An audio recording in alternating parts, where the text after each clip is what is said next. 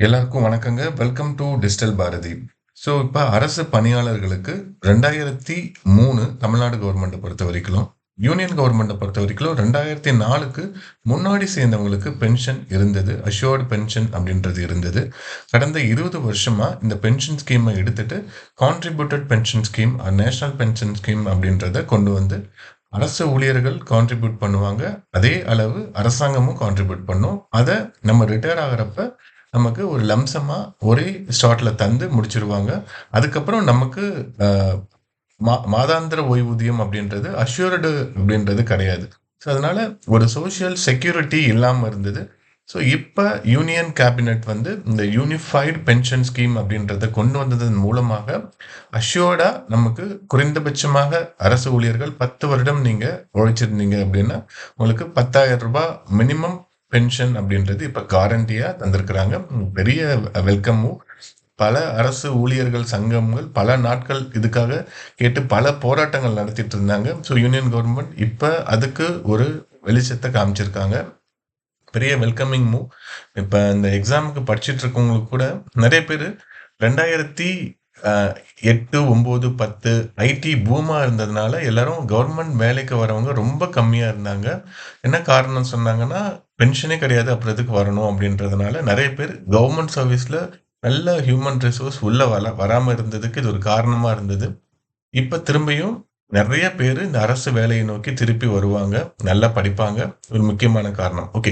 இந்த ஸ்கீம் பத்தி பேசிக்கான சில விஷயங்கள் மட்டும் சரிங்களா? ஸோ முன்னாடி இருந்ததுக்கும் இதுக்கும் என்ன வித்தியாசம் அப்படின்றது, நமக்கு அஷ்யூர்ட் பென்ஷன் 50% நம்மளுடைய கடைசியாக நம்ம வாங்கிய ஊதியம் 12 மாசம் ஒரு ஆவரேஜ் போடுவாங்க. நீங்க கடைசி 12 மாசத்துல ஒரு மாசத்துக்கு 50,000 அப்படின்ட்டு நீங்க ரூ. 6,00,000 நீங்க வாங்கியிருக்கிறீங்க அப்படின்னா, நம்மளுடைய பேசிக் பேல இருந்து மட்டும் நமக்கு அவங்க 50% அப்படின்றது தராங்க. சரிங்களா? நான் அடுத்த ஒரு கால்குலேஷன்ல நான் எக்ஸ்பிளைன் பண்றேன். எழுதி எக்ஸ்பிளைன் பண்றேன் நானு. ஸோ குறைந்தபட்சம் 10 வருஷம் நீங்க உழைச்சிருந்தா மட்டும் தான் உங்களுக்கு பென்ஷன் அப்படின்றது தருவாங்க. ஸோ நார்மலா கவர்மெண்ட் சர்வீஸ் உள்ள போறவங்க கன்டினியூஸா டில் அந்த ரிட்டயர்மெண்ட் ஏஜ் 60 வரைக்குமே உள்ள இருப்பாங்க. அதனால அவங்களுக்கு பென்ஷன் அப்படின்றது வந்துரும். இப்ப இருக்கிறதுபடி. லாஸ்ட் வந்து பார்த்தீங்கன்னா, இது 25 வருஷமா இருக்கு. Minimum qualifying service. முன்னாடி 30 வருஷமா இருந்தது. Okay. Assured family pension. Family pension அப்படின்றது அரசு வேலையில இருக்கிற யாரோ இப்ப கணவர் அரசு வேலையில இருக்காரு. அவர் இறந்துட்டாரு அப்படின்னா, அவருடைய மனைவிக்கு இல்ல 25 வயதிற்கு உட்பட்ட குழந்தைங்களுக்கு பென்ஷன் அப்படின்றது 60%. இப்ப அவர் வந்து ரூ. 10,000 அவருக்கு பென்ஷனா வருது அப்படின்னா, ரூ. 6,000 பென்ஷன் அவங்களுடைய வைஃப் இறக்குற வரைக்கும் வந்துட்டு இருக்கும். ஸோ அவங்களுடைய த்ரூ அவுட் ஜர்னி அவங்க கவர்மெண்ட்டுக்காக ஒரு 23, 24 வயசுல இருந்து 60 வயசு வரைக்கும் இருக்கிறாங்க அப்படின்னா, ஸோ அவங்க இத தாண்டி வேற எந்த வேலையும் செய்யக்கூடாது. அரசாங்கம் தரக்கூடிய பணம் மட்டும் தான். அப்படின்றக்கப்ப, அதுக்கப்புறமா அவங்களுக்கு வந்து பெரிய சோசியல் செக்யூரிட்டி இல்லாதனால, அவரு இறந்துட்டாரு அப்படின்னா, அந்த ஒரு நிச்சயம் இல்லாத தன்மை அப்படின்றது இருக்கும். ஸோ இப்படி இருக்கிறப்ப, அவங்களுக்கு இந்த பென்ஷன் அப்படின்றது முன்னாடி இருந்தது மாரி இப்ப இருக்கிறது அப்படின்றது ஒரு பெரிய நல்ல விஷயம். சரிங்களா? So assured minimum pension 10,000 per month அப்படின்றது சொல்லியிருக்காங்க. நீங்க 10 வருடங்கள் வேலை செய்து இருந்தால். இதுல இன்ஃப்ளேஷன் இண்டெக்ஸேஷனும் இருக்கு. அதாவது பென்ஷன் எப்படி தருவாங்க அப்படின்னா, நார்மலா பேசிக் பே அப்படின்னு இருக்கும். ஃபார் எக்ஸாம்பிள் ஒரு ரூ. 35,000 நீங்க ஒரு group B service, group C சர்வீஸ்ல உள்ள போறீங்க அப்படின்னா, 35,000 தராங்க அப்படின்னா, அந்த 35,000க்கு உங்களுக்கு 50% அப்படின்றது தருவாங்க. சரிங்களா? 10 இயர்ஸ் முடிஞ்சிருச்சு அப்படின்னா. இந்த கால்குலேஷன் நான் பின்னாடி நான் உங்களுக்கு எக்ஸ்பிளைன் பண்றேன். ஒரு ஃபிகர் எடுத்து. சரிங்களா? ஓகே. ஸோ என்னன்னா, பிளஸ் டிஏ அப்படின்றது எப்பயுமே தருவாங்க. இப்ப டிஏ 50% இருக்கு. இப்ப நீங்க 35,000 வாங்குறீங்க அப்படின்னா, அதுல 50% அப்படின்றது 17,500. ஸோ அந்த அமௌண்ட்டும் சேர்ந்து தருவாங்க உங்களுக்கு. ஸோ இப்ப மினிமம் 10,000 மேக்ஸிமம் நெறைய போகறதுக்கு நெறைய வாய்ப்புகள் இருக்கு. ஸோ பழசுல கிராஜுவிட்டி இதெல்லாம் இருந்தது. சரிங்களா? இப்ப இருக்கக்கூடிய நியூ பென்ஷன் ஸ்கீம்ல அதெல்லாம் இல்ல. அது திருப்பியும் லம்சம் பேமெண்ட் அப்படின்றத கொண்டு வந்திருக்கிறாங்க. ஸோ இத நான் உங்களுக்கு எக்ஸ்பிளைன் பண்றது அப்படின்னா, ஒரு மினிமம் சேலரி ஒருத்தர் எவ்வளோ வாங்குறாரு அப்படின்றத எடுத்துட்டு எக்ஸ்பிளைன் பண்ணலாங்க. சரிங்களா? இப்ப மினிமமா ஒருத்தர் ₹50,000 அவருடைய பேசிக் பே வாங்குறாரு. ரூ. 50,000 அவருடைய பேவா இருக்கு. அவரு இப்ப அ 25 வருஷம் ஒர்க் பண்ணிட்டாரு. ஸோ என்ன பண்ணுவாங்க அப்படின்னா, பேசிக் பே 50,000 பிளஸ் 25 இயர்ஸ் அவரு ஒர்க் பண்ணியிருக்கிறாரு. அப்ப மேக்ஸிமம் நம்ம வந்து மினிமம் 25 இருந்ததுனாவே நமக்கு ஃபுல்லா பென்ஷன் அப்படின்றது வந்துரும்.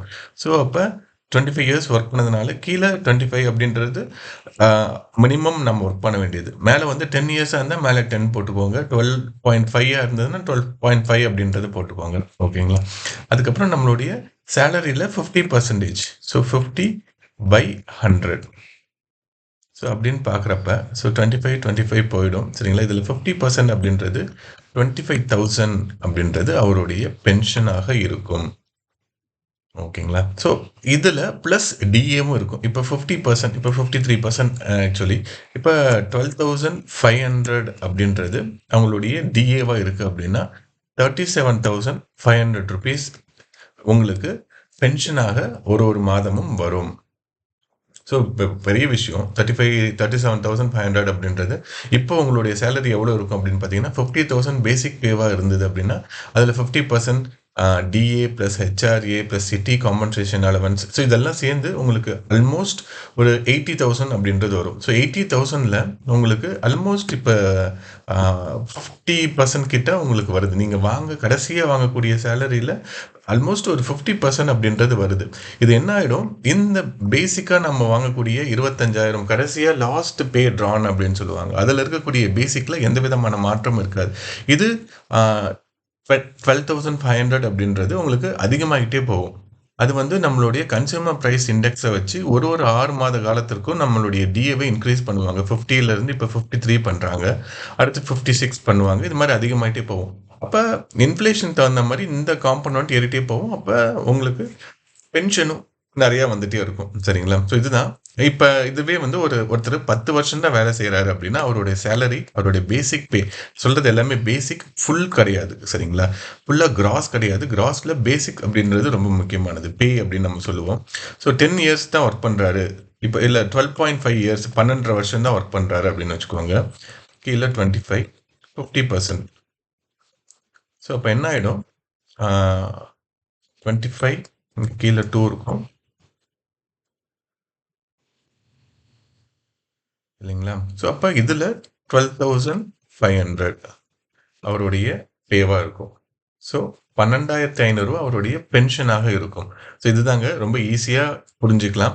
ஸோ இதில் நம்ம இந்த கான்ட்ரிபியூட்டட் பென்ஷன் ஸ்கீம் அப்படின்றதில் நம்ம வந்து கான்ட்ரிபியூட் பண்ணுவோம்.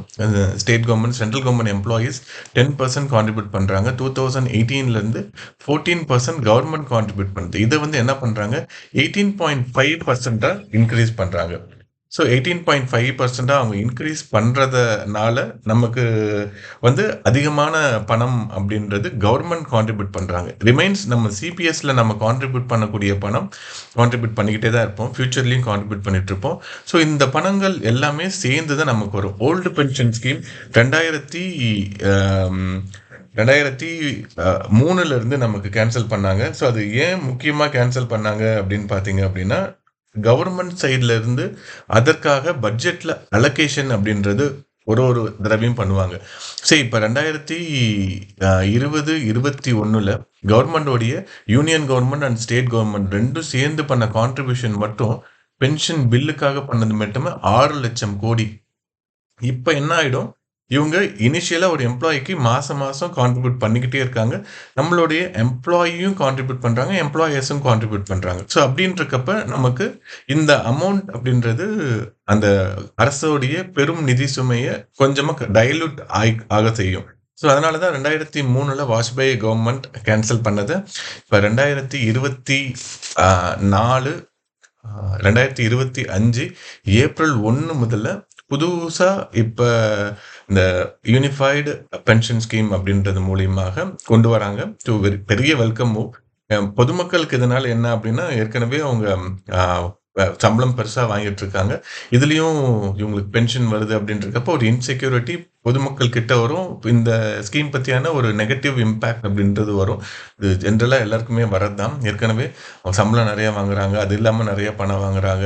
ஸோ இதெல்லாம் வந்து ஏன் பென்ஷனும் கொடுக்குறீங்க அப்படின்ட்டு என்னன்னா, இந்த கவர்மெண்ட்ல வேலை செய்கிறவங்களுக்கு இந்த சோஷியல் செக்யூரிட்டி இல்லை அப்படின்ற 60 வயசுக்கு அப்புறம் என்ன பண்ணுறதுன்னு தெரியாமதுனால நிறைய பேர் இந்த இந்த கவர்மெண்ட்ல என்னது அவங்களுடைய சம்பளத்தை தாண்டி பிற ஊதியங்கள் பெற்றுட்டு இருந்தாங்க. சரிங்களா? ஸோ அதெல்லாம் கண்டிப்பா கம்மியாக மாறும்.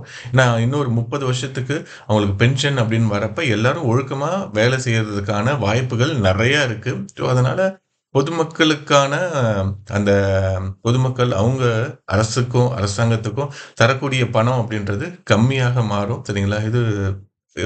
இது வந்து ஒரு மேக்ரோ எஃபெக்ட் ஏற்படுத்தும். சின்ன சின்னதா நெறைய மைக்ரோ எஃபெக்ட்னால ஒரு பெரிய அ பலன் அப்படின்றது கண்டிப்பாக இதுல வர்றதுக்கு நெறைய வாய்ப்புகள் இருக்கு. அதுவும் இல்லாத ஒரு இன்க்ளூசிவ் குரோத் அப்படின்றது இருக்கும். இப்ப கன்சியூமரிசம் நெறைய மாறும். ஆ இதனால வந்து இப்ப 6த் பே கமிஷன் வந்ததுக்கு அப்புறம் தான் ரியல் எஸ்டேட்டே பூம் ஆச்சு அப்படின்னு சொல்லுவாங்க. அது மாரி மக்கள் கையில இருக்கக்கூடிய பணம் புழக்கம் நெறைய ஆச்சு அப்படின்னா, டெவலப்பிங் கண்ட்ரி இந்தியா மாரி இருக்கக்கூடிய நாட்ல இது ஒரு ஒரு பாசிட்டிவ் இம்பாக்ட்ட தான் இப்போ ஒரு பொருளாதார ரீதியில ஒரு பாசிட்டிவ் இம்பாக்ட்ட தான் ஏற்படுத்துறதுக்கு நெறைய வாய்ப்பு இருக்குங்க. ஓகே. ஸோ ஏதாவது டவுட் இருந்ததுன்னா கமெண்ட்ஸ்ல சொல்லுங்க. சரிங்களா? நான் கிளாரிஃபை பண்றேன். Thank you.